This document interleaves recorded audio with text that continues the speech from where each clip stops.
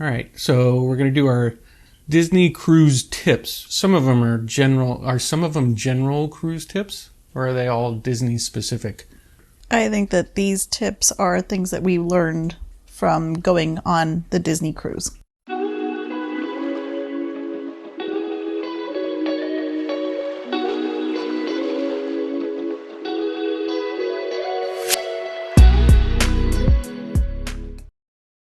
I would say most of these are pretty specific to Disney.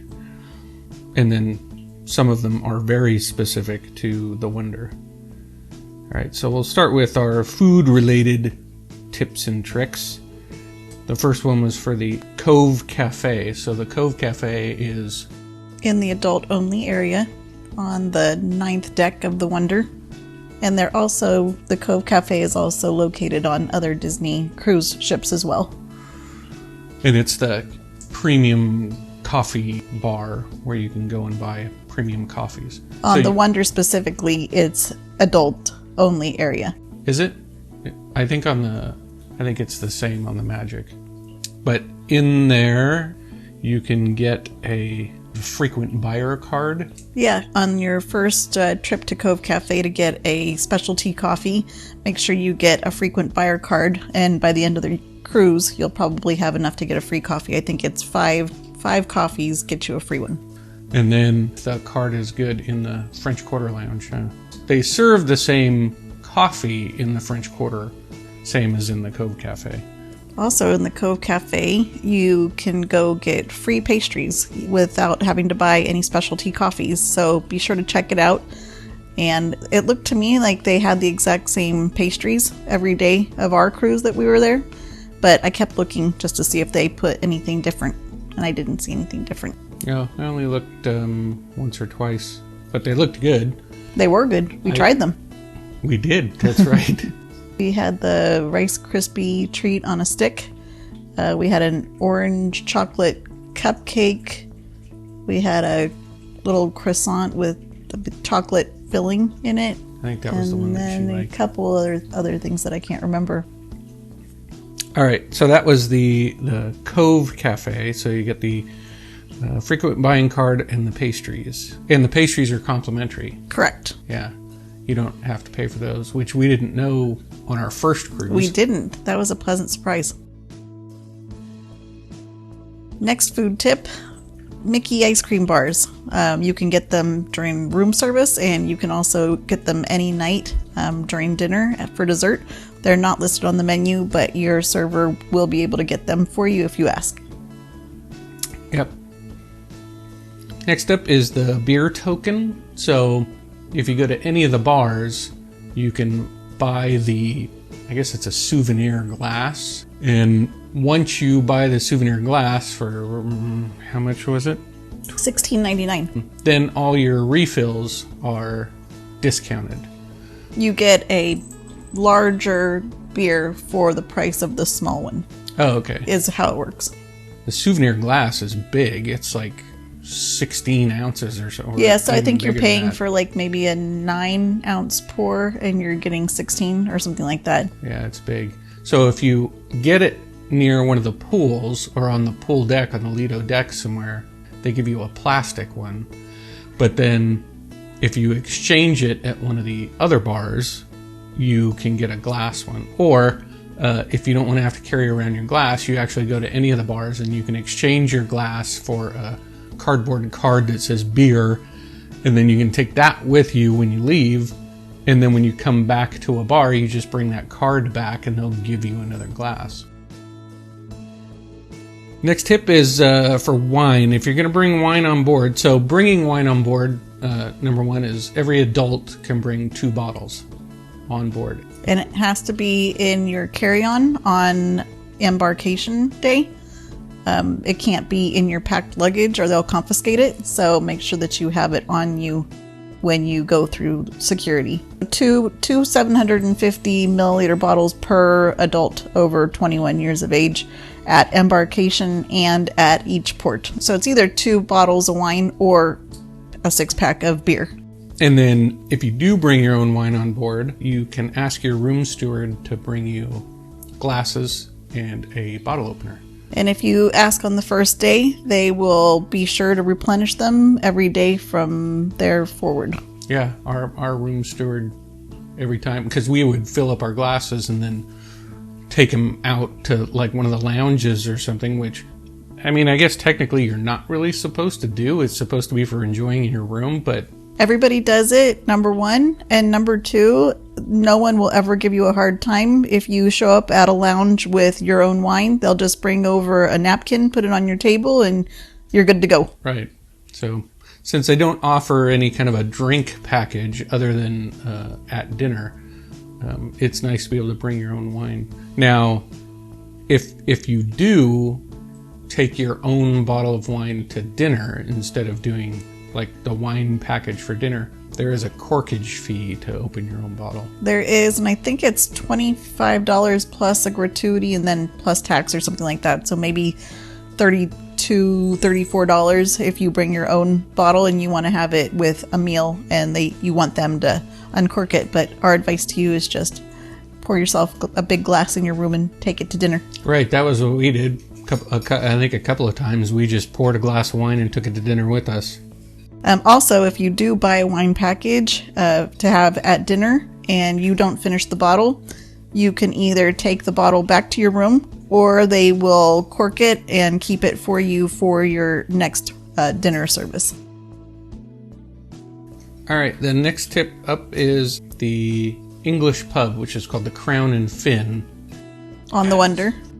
From 11 o'clock until midnight, they put out a spread of kind of finger food snacks. Very yummy finger foods. They had all kinds. It might have been my favorite food on the cruise. They had wings.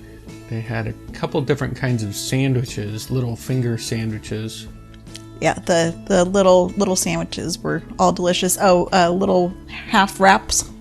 And you don't have to stay in the Crown and Fin to eat those snacks. You can go in, make yourself a plate, and take it wherever you are, which we did. We would go over, make plate, and then go over to Cadillac Lounge and have our snacks while we listened to the piano player. All right. You want to talk about happy hours? You know when they are? I don't know specifically when they are, but if you go on a Disney cruise, you'll download an app called the Disney Cruise Line app, and on there, once you board the ship, you'll have something called the Navigator. That is your daily schedule of all of the events aboard the ship per day. And if you see something that says happy hour and then a specific location, so we saw happy hour happen at the French Quarter, we saw happy hour at the Cove Cafe had a happy hour. Cove Cafe, the bar near the adult pool, is that called Signals? Mm-hmm. Crown and Fin had a happy hour, and I believe Cadillac Lounge had a happy hour. Yeah. At that time, I believe your drinks are 30% off. And they do it 1 hour at a time, and they don't do all the places at the same time. So throughout the day, if you want to get a drink, you just look at the Navigator app, see if there's a happy hour going on. You can get your drink there, and then, like we said, you can take it anywhere throughout the ship. But yeah, it's a pretty cool thing that I didn't know about on the last cruise. The next tip is breakfast and lunch. You don't have to go to Cabana's buffet for breakfast and lunch. There are sit-down options. Each day, There will be one restaurant that has sit-down breakfast and one restaurant that has a sit-down lunch. In our experience, whoever had the sit-down breakfast also did the lunch that day. And on this cruise, 2 different restaurants hosted the sit-down lunch. The majority of the time, the sit-down meals were at Triton's, which is the quote-unquote fancy restaurant on the ship. But one day we did do a sit-down lunch at Tiana's. So you can get a full-service breakfast. And it worked out great for us for this trip because my parents were with us, and my mom has mobility issues, so navigating a buffet wouldn't go well. Right. So to have the option of having a sit-down breakfast and lunch was really nice, to be able to just sit down and be served. Both for breakfast and for lunch, they're only open for an hour and a half. So if you do want to do the sit-down, you have to know that that's what you're planning on doing and plan accordingly. Yeah, and there's things that you can get on the lunch menu at the sit down that I didn't see offered any other time or any other place. Another tip that some people, I don't know if they know this and just don't realize it, or if people are just intimidated, but there are no restrictions on how many of the included food items you order. If you're at dinner and you have a bowl of the soup and you really like it, you can get more soup. Or if they have 2 soups and you can't decide which one you want to try, you can get them both. Yeah.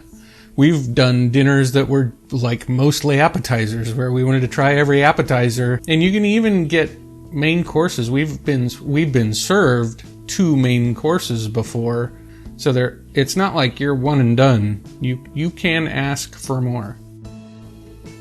And so along those lines, another food-related tip to the servings at dinner is there is a set bunch of items that they call lighter fare, right? And the salmon's one of them. Yeah, and it's and those are always available every night. Yep, every night. The lighter fare options usually include, I think, the salmon and then maybe like a chicken breast. And on those, they don't have any sauces or seasonings, and they come with just steamed vegetables and maybe a baked potato.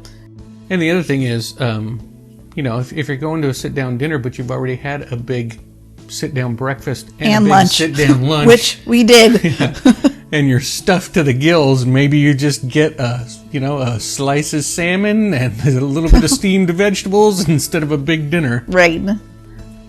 All right, and the last note for our food-related tips is on a 5-night cruise, which this was for us, there is no lobster night. It was very sad. Yeah, so having only been on one other Disney cruise and it was a 7-night, it was interesting to see the differences between the 5 and the 7. All right, is that all our food tips? That's all our food tips.